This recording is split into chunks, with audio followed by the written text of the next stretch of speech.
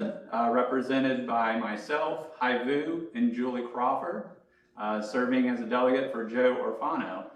We also have Laura Dutton and Todd Skinner filling in for Ricky Erickson.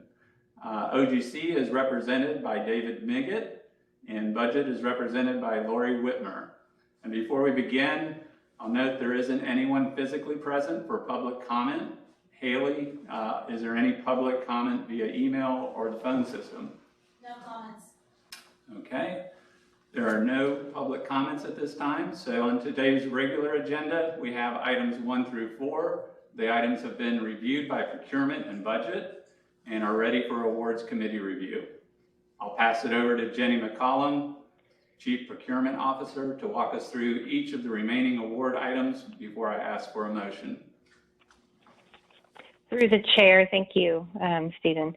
So we'll start with award number 2. This is a contract amendment for the Water Wastewater Capital Program Management. We Jenny, have put together. Jenny, sorry. Award item 1, meeting minutes. Oh, I'm sorry. Yep, sorry about that. Okay. I just jumped right in. Okay, so really, if you guys don't have any questions or comments about award or item number 1, which are the meeting minutes from September 2nd, you guys can roll through your approval. All right, thank you, Jenny.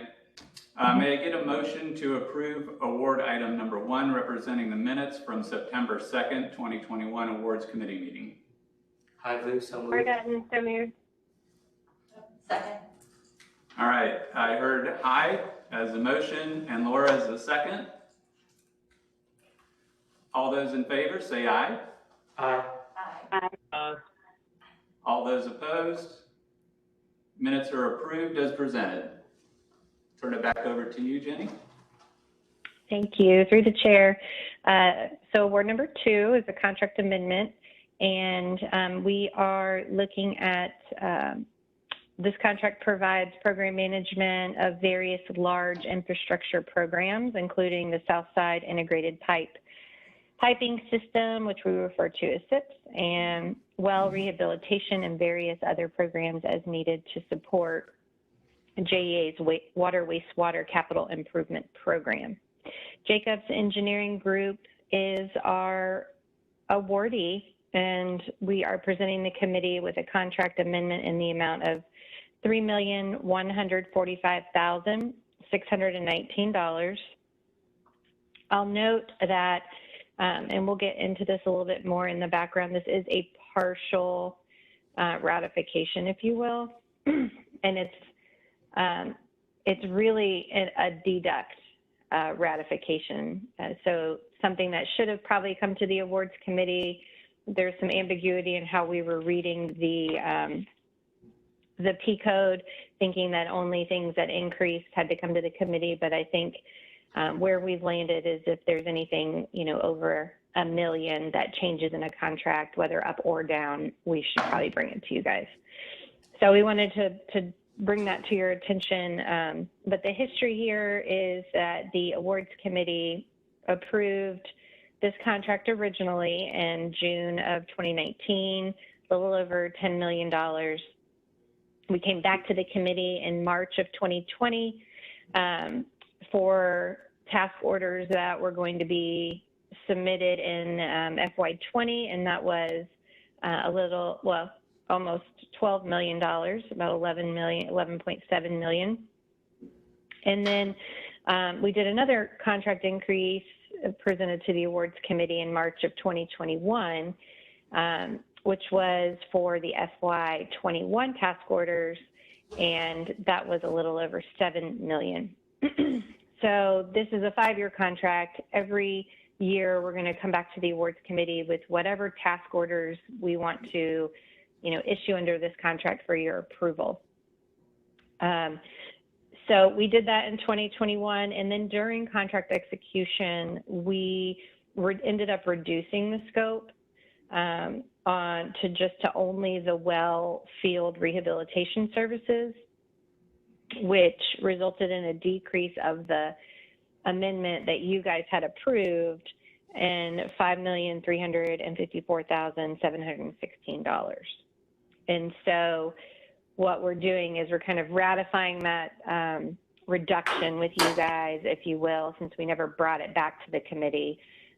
Just, make sure you guys know that we did reduce that contract that you guys had originally approved. And then also we are asking for the committee to approve the contract increase for the FY22 task orders. And that is what that award amount is for, and that's what that represents, the little over $3 million. So when we executed the contract with Jacobs in 2021, we did not, we only executed it for, it was a little over, I think it was 1.694 million. So technically you guys had approved a larger cap, but we really only executed a partial. So we're just bringing all that here for you guys from a transparency perspective. And so the new not to exceed amount, so it shows that reduction and then it shows the increase. So now our new not to exceed amount is $26,957,265. So our math should be right, but Stephen, if you caught an error, please let us know, because this one's up and down. Good. All right, so I'll pass it to the committee to see if you guys have any questions or comments. Okay. May I get a motion to approve award item 2? Item Samir. And a second? Hi, Lou, second. Thank you. I have a motion from Laura Dutton and a second from Hai Vu. All those in favor say aye. Aye. Aye. All those opposed? Motion is adopted. All right, through the chair, award number 3 is a contract increase. This is for our special waste hauling services for non-hazardous waste and hazardous waste. So the services included in this contract are handling, transportation, and disposal of oily wastewater and used oil, handling, transportation, and disposal of hazardous and non-hazardous waste, including solid oily waste. And then it provides a 24-hour spill response service for hazardous and non-hazardous waste, including solid oily waste at the electric facilities and other sites and around transformers. So this is, being brought by the environmental group, and it supports, all of JEA from a hauling services from a waste perspective. We're still in the original contract term. We brought this to the committee in March of 2020, and it was originally awarded to NRC Gulf Environmental Services, Inc. in the amount of $339,542. And we are asking the committee to increase their contract by $100,000. We also awarded a contract to Cliffberry Inc. in the amount of $237,679.40, and this request is for an additional $100,000. And then lastly, we have a third contract in place with Halls Environmental Services Inc.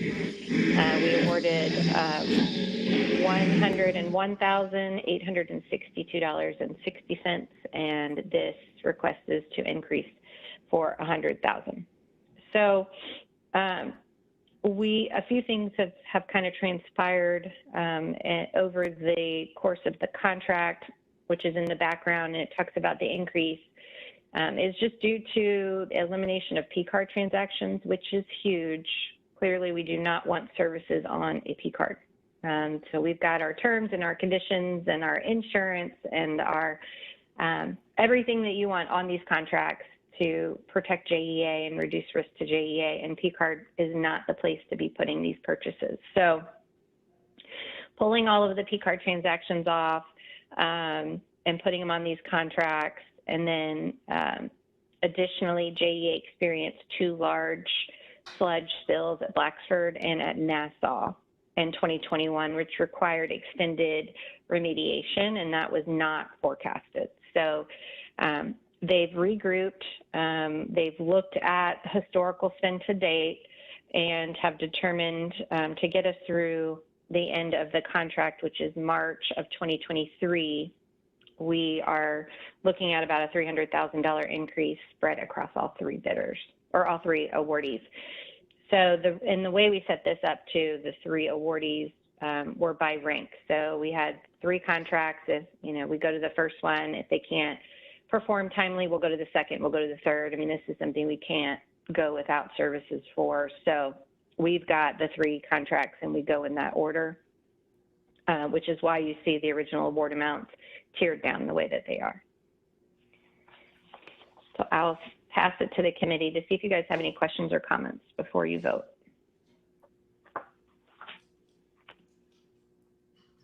Okay, may I get a motion to approve award number item 3? Havu, so moved. Julie, second. Skinner, second. All right, I have a motion from Havu and second from Julie Crawford. All those in favor, say aye. Aye. Aye. Aye. All those opposed, motion is adopted. Wonderful. And lastly, through the chair, award number 4, this is an invitation for bid for Cedar Bay 480V backup blower. PBM Constructors, Inc. is our recommended awardee in the amount of $964,000. We are expected this project to be completed in May of 2022. I'll note that there is a JSEB portion of 5%, Shifting Gears LLC. That looks like a new JSEB to us. Maybe have gotten a work in the past, but definitely new to this year, at least from my recollection. So that's wonderful. We had 3 bids that were received. Kind of went through a process on this one.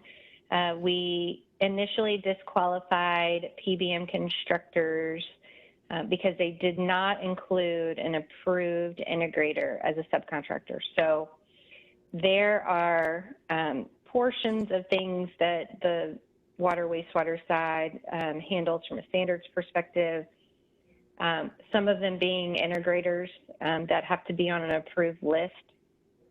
There were 3 approved integrators that these vendors could use. We listed them out. In this case, PBM had reached out to all of them and no one had provided him a quote. So he did what he knew best and put a different integrator down that he got, that was willing to work with him. But it was in the requirements of the tech spec. So we went through the disqualification process. He protested timely, and it gave us an opportunity to really kind of dig in. What we found was that he had backup, to show that he reached out to the all the integrators timely, that none of them had reached out and given him a quote back.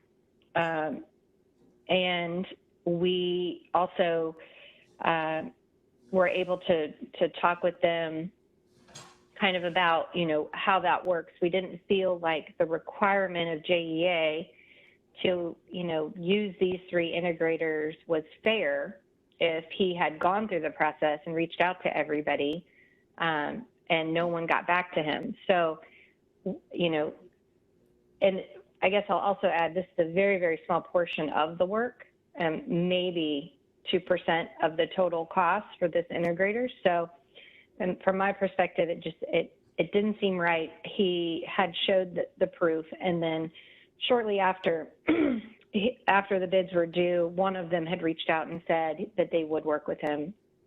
And so all of those things, he said the bid price wouldn't change, and so we went ahead and reversed the disqualification. So they remain the low bidder.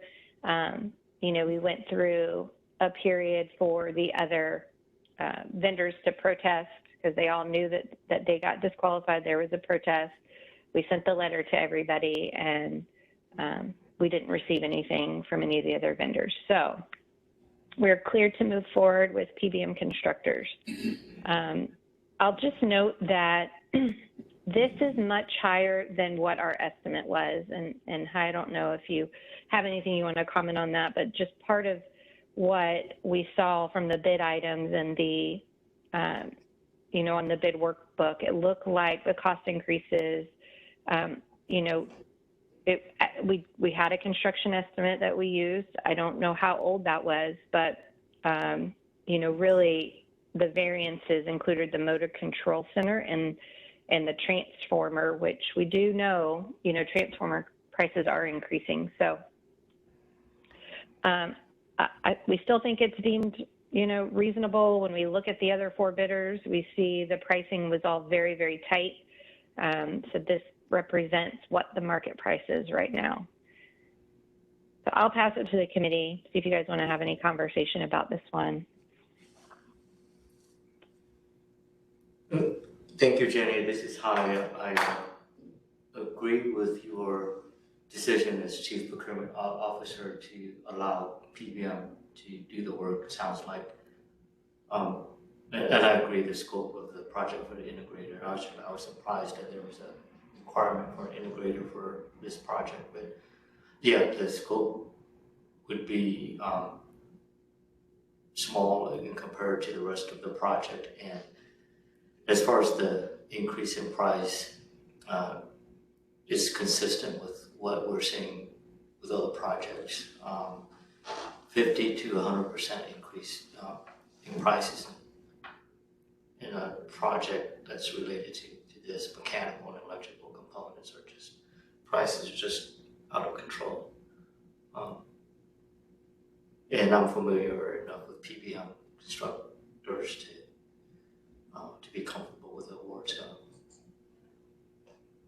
thank you. Yeah, I appreciate all of that. I think part of one of the things that Jay and Ted are going to be looking for before we hit the street, before we go to bid, is for us to be looking at all of our estimates as closely as possible. Market is changing very, very quickly, so everybody understands that. But any way that we can get these estimates, updated before we hit the street is preferred. But sometimes I understand that the market is changing so fast that I'm not sure we have the resources to do that for every single one. But I think those are kind of the discussions that are going to start coming, from a budget perspective. That is a great point, Jenny. Yeah, we talked with the PEC group of having recent estimates, but I don't think we talked to the O&M group about it. So when this process first started, the estimate was about 6 months old. Normally that would have been okay, but in these market conditions, I would asking Mike Dvorak or John Herford, if they're on the line, in the future, just to make sure you get more recent estimates before we go to the awards because of all the recent changes. Perfect. I also want to just comment that procurement and standards are working closely together, to review tech specs that do, require approved integrators.